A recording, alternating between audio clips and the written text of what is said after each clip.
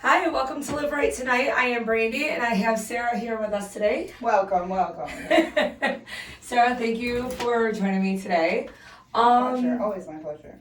Tell me a little bit about yourself. Oh, my name is Sarah. I am the recovery care tech here, 9 to 5. I also am a certified peer recovery mentor and lead peer coach of our peer program. I wear many hats around here. I also facilitate a women's group. I'm very proud of that. I have passion for women coming into recovery, especially most of us that deal with guilt and shame, any of our own children. But that is what I do here. It's about myself. 5 years in October in recovery, so 4 years now. My journey started at Live Rite in the houses.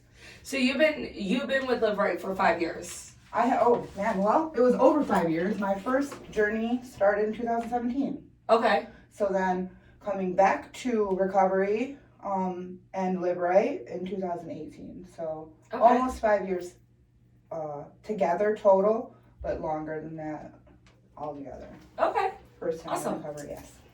I'm glad that I get to work with you. Thank you. So, with your women's group and everything, is there anything, because one thing I want to do is touch base with mental health, since May is mental health awareness. Yes. So, with your women's group, is that something that you find a lot of, is mental health of any kind of situation with that? I do feel that our mental health and substance abuse are co-occurring. A lot of us, people in recovery, struggle with that. Mental health and substance abuse, I feel like go hand in hand. I couldn't specifically talk about a specific situation where I feel like it correlates, but definitely it does. And I do like to, in the women's group, touch on a lot of that. The psychological factors, the coping skills that we may lack. Do we know what our traumas are? And I feel like that a lot of those areas are umbrellaed under the mental health aspect. So I do a lot of that work. And I do know most of the women that I have in my group and can relate. Okay. Now, Macomb County doesn't really have much of a mental health system, is what I've learned since I've been in working here at Live Right. That was something that's always been kind of, I feel that it's been more brought to my attention, that we don't have a big foundation for it. In Macomb County? Yeah. Yeah, I feel like a lot of mental health services in any area are lacking. I feel that hopefully our times are coming to the realization that a lot of criminal problems, substance abuse problems stem from mental health issues, and the more services we have, the better outcomes and the less of those situations, substance abuse problems, criminal charges. And I know our programs speak to that. Right. We have participants who are not re-entering the criminal system, and we have participants who aren't struggling any and are maintaining abstinence or staying on their pathway longer. And I do feel that that multitude of services is why being able to see the doctor and get the aftercare services. And definitely we need more of that in all counties, especially Macomb. What is your opinion on what our community, just our governor for Macomb, what do you feel like we should do more? What should be more? Obviously, we know that we want more of these foundations for these people, because we don't want them to keep going into jail and prison and coming back out and doing the same thing because they're not getting the correct help that they need. I have so much to say about that. So I feel that proper allocations of funds. We don't want to just give the funds to the hospitals and the institutions, because that's not where the solving of the problem and the core work is getting done. You're just eliminating that they can't have the drug. Let's do some aftercare work. Let's put more funds in the aftercare system. Recovery centers like us. the brick and mortars of the recovery communities, recovery homes. Let's not fund them for 60 days. Let's fund them for more. Or maybe we can fund that the peer recovery services are extended, right? Leaving them with aftercare, not just putting them in us, not just giving us services of treatment, hospital, or jail. Once we have completed that, then what? We need the funds in the aftercare so that we can continue and keep on this path, not stay on it, re-enter, stay on it, re-enter. That's where, in my opinion, and I feel very strongly about that. I see it.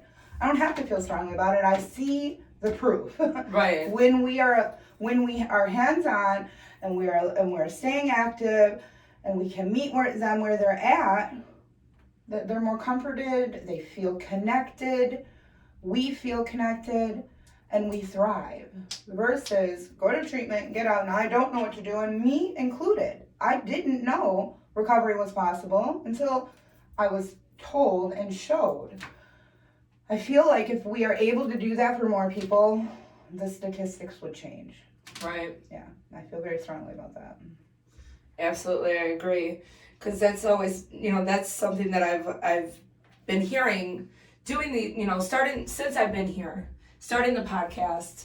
That is kind of something that I keep reoccurring, that I keep coming back to, that I hear, just hearing from, the other people that I'm doing the podcast with, and it's just like, they're just saying, they're like, I went out and then I came back, I went out and I came back, and it's like, in my head, I'm like, I understand this is an addiction. I understand that it's a disease, and if you don't change your surroundings and your environment and your whole living, you do fall back into it. But at the same time, I'm also hearing that they weren't getting the real help that they needed. Yeah. And all I'm thinking, I'm like, well, how can we do more to get this help to make it to where they don't go back and come back in, come back in? How about you go out, come back in, and stay in? Yeah, agree, 100% agree. I feel getting everything that you need, getting the resources, the help, and the right diagnosis. Yeah, or absolutely, that matters. Get down to the core. Exactly. That is so we provide a lot of those services, mm-hmm. but it's not very often that people can receive those services, depending on your area, for one. Right. So what I am noticing is that a lot of the recovery centers, and this is the work we're doing, is catching on. Like the data proves that we are actually making a difference. Right. So that being said, I do pray and hope that like a lot of this type services where we do offer the education, right, the know-how, the skills, the coping, those are the things that are going to make a difference in somebody's journey. Mm-hmm. Why? What's my why? What was it in myself that turned me to thinking that drugs or alcohol was a better coping skill than something I could have used instead of, right? And I feel like those services aren't offered enough. Right. Therapists, we all know there's a shortage. So counseling is a struggle if you're not inpatient. And even if you are inpatient, you might see a therapist once. That's the core work, right? So that's where self, and like you said, willingness. People have to be willing. I can tell you all day, but if you are resistant to it, then that doesn't help. Exactly. So for the people who are ready and the people who are receiving of all of this, if they're there, if the services are there and the education is there and let's get to the why and the proper diagnosis, right? Let's get a proper good evaluation. And another strong suggestion is a lot of evaluations, if done while we are in our active addiction, might not even be proper or thorough. Right? So like give ourselves a chance, stick around, get a proper evaluation, get some therapy, get to the core reason of why I thought coping was better with drugs and alcohol than possibly something else. Connection, therapy, meetings, support groups, whichever that are, whatever your pathway is. Right. Maybe it's holistic. Maybe it's just really, you just go to church, whatever. Right. But absolutely. Staying. So like for yourself, because I can't sit there and talk about others because I don't know exactly where they were. You know, I only know with what they tell me, but I don't know what's really going on with them. Now, having you here and you wearing all these hats that you wear, and I love it, you know, because that's amazing, because we need more people like that. You know, yes, we supply peer recovery coaches, we have our, you know, family coaches, everything else, and I do feel that we do need more of them. You know, because there are a lot of people out there. The services, yeah. Yes, and now for you, what made you realize, where was your breaking point? When you were on your active addiction, what was your breaking point? And when you got to your breaking point, how did you realize that you needed to do all this? That you needed to change your surroundings, change your environment, changing your life? I didn't have that realization with just myself. I had to, first of all, be willing to not go back to prison. So I was sentenced to drug court, and in drug court, I received counseling. They suggested the recovery house. So in the beginning, it was to avoid consequences.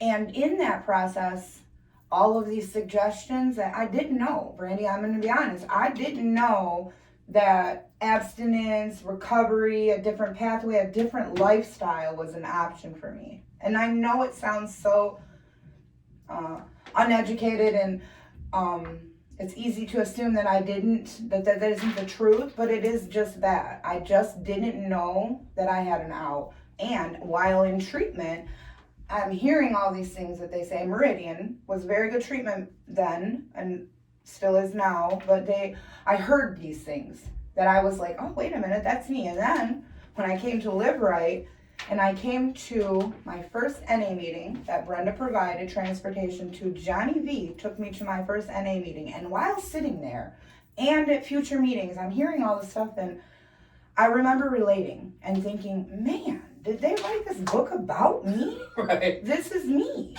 I didn't know until I knew. And once I knew, that wasn't enough, because I was still doing it Sarah's way. I just wanted to come in. I'm just here to listen, not share, not be honest, not get to the core of the stuff, right? So I relapsed. But while relapsed, the program had planted this seed. The recovery seed had been planted. And all these things that I had been hearing for a year prior were starting to like, oh, wait a minute, that's what they meant. Oh, this is that yet that I hadn't reached yet. And it all was like, okay. And I had had enough pain when I got removed from that, because I didn't have the courage to do it for myself. I got thrown in jail. I had to go to jail again to get clean. And then I knew. Then in BPOD at Macomb County Jail, I had that realization, whatever they say, I will do it. I get chills thinking about it, because I remember the feeling I had of complete defeat and utter surrender. And then that is the realization I had. And when I came out of jail, Brandi, I came out, got a sponsor, worked the steps, sponsored other women, service work. I got a job. I took the job here. I listened to my boss's suggestions with the certifications, my education, get your credit back on score. By all those strong suggestions that were given to me, I followed, because I clearly didn't know what I was doing for 40 years prior to this, right? So I became open-minded. I definitely became willing, and I became honest. I didn't go to meetings anymore and sit there and say, I'm just here to listen. I talked. Right. I talked, and I didn't care. And I still don't, what people think about me, because I finally realized that saying that you cannot save your face and your ass at the same time was true. I can't care what others are thinking about me constantly and still try to recover, because I'm not being my complete, utter, honest self. And they say secrets keep us sick, and I felt that to my soul. And when I was completely honest and got to know myself through the step work with my program, things started, they just consistently started having these aha little light bulbs. We're like, oh, wait a minute, I was the problem the whole time. All the way even back then. I'm the problem. What can I do to do something different? I can change. I can change my thinking and replace the negative with positive, and I've learned some tricks to do that. And honestly, Brandi, a lot of this stuff that I've learned, I Googled. I Googled, never told our boss that I did it on the clock. I never ever did any of You this were not on the clock. seeing this. But it's the truth. Right. While working in a recovery center, I was able to get some tools. I was able to listen to great mentors. And I have a wonderful sponsor, and Brenda's a great mentor. And in that process, I have gained some wisdom.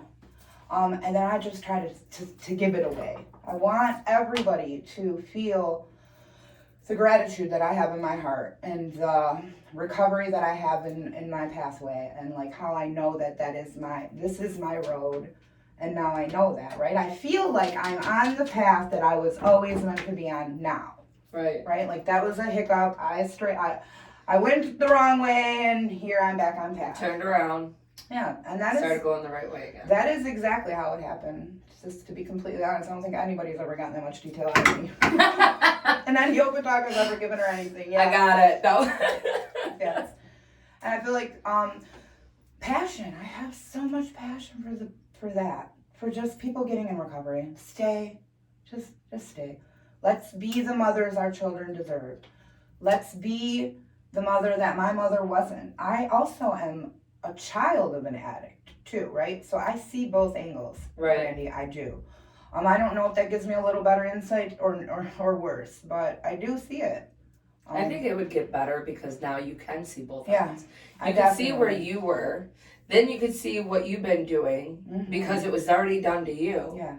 And then now you see where you can correct it. Absolutely. And so you can be what you want. And then I can't, and so this is the really hardest part for me is I can't understand why my children are so forgiving, right?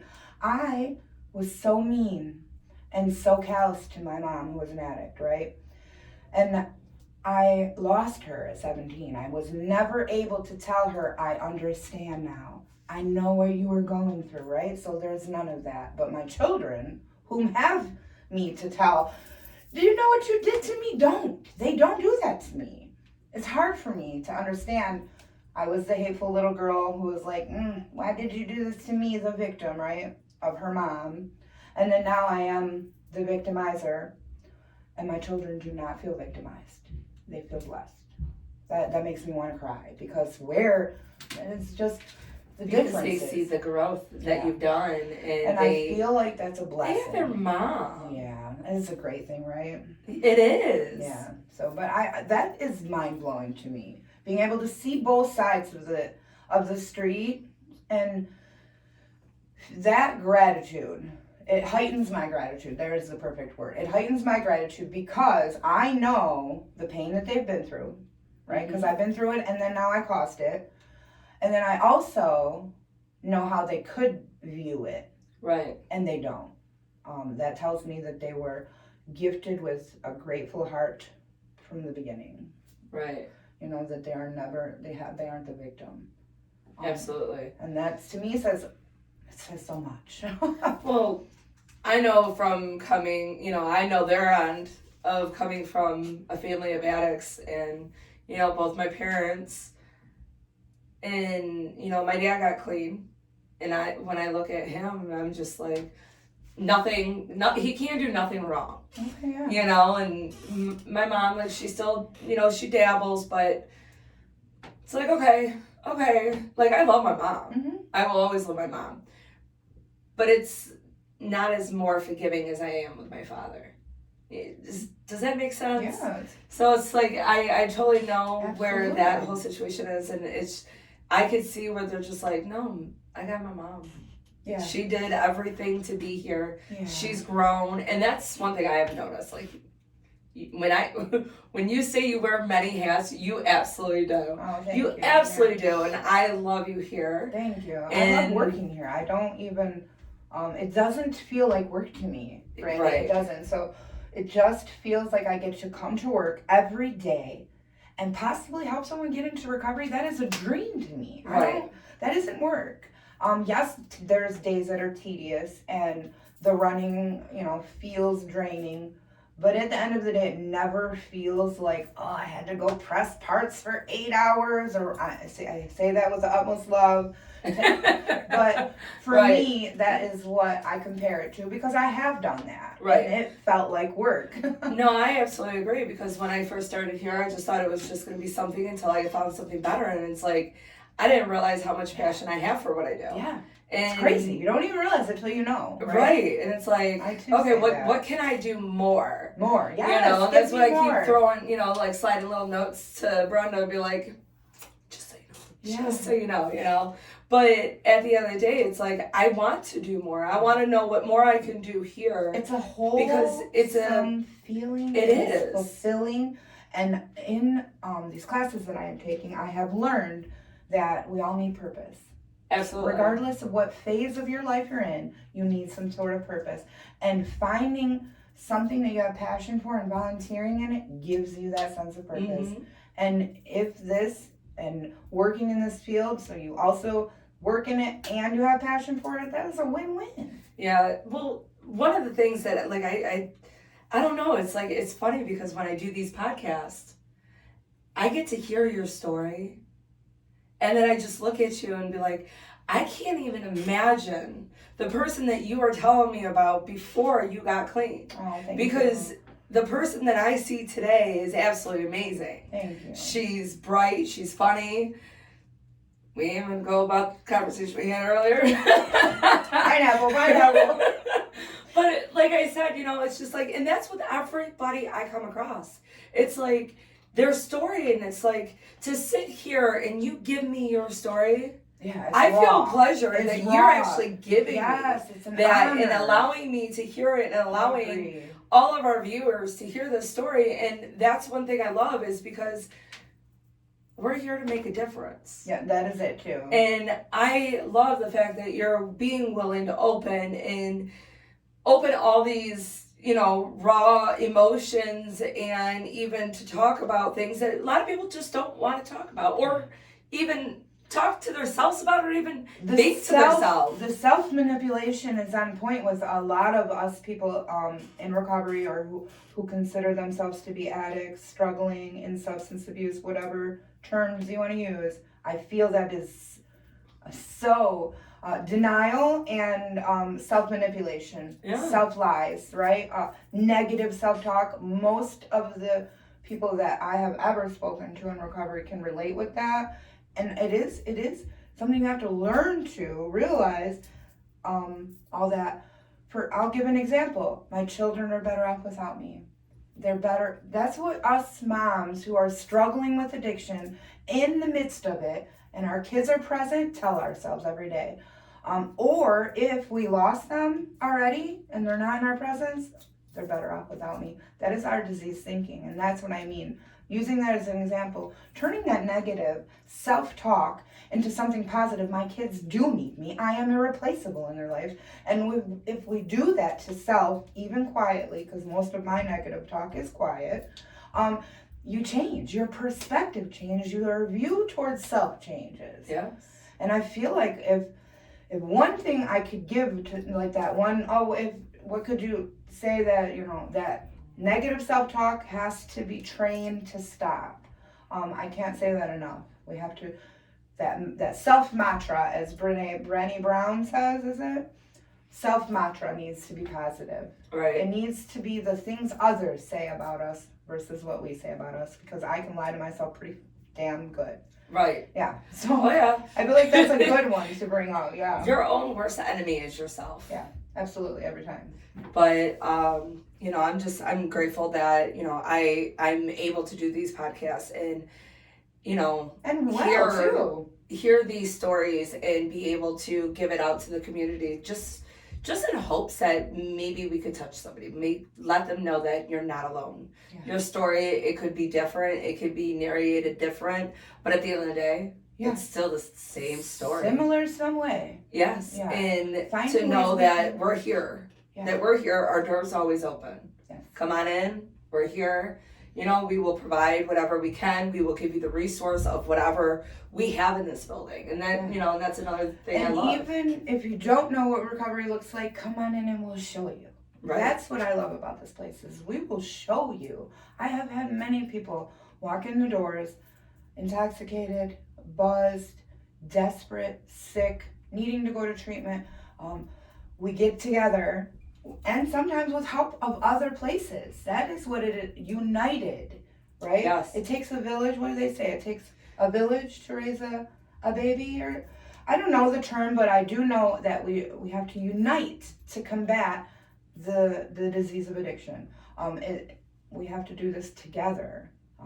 We can recover together, and we do that every day that somebody comes to us and they need to get into recovery, treatment, a recovery home, don't know what recovery looks like, never even knew it was possible.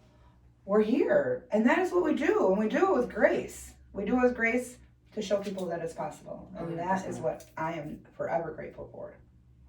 Well, Sarah, I want to say thank you. Thank you. I know you weren't too wanting to do it, but I'm glad glad to that get you on did. camera. I'm sweating. I do appreciate you coming and doing this with me and giving your input, your knowledge, your background, what you've gone through, and to let people know that you are here, that we are all here with an open door, open arms, willing to give you anything that we possibly have just to help you succeed and show you the right way.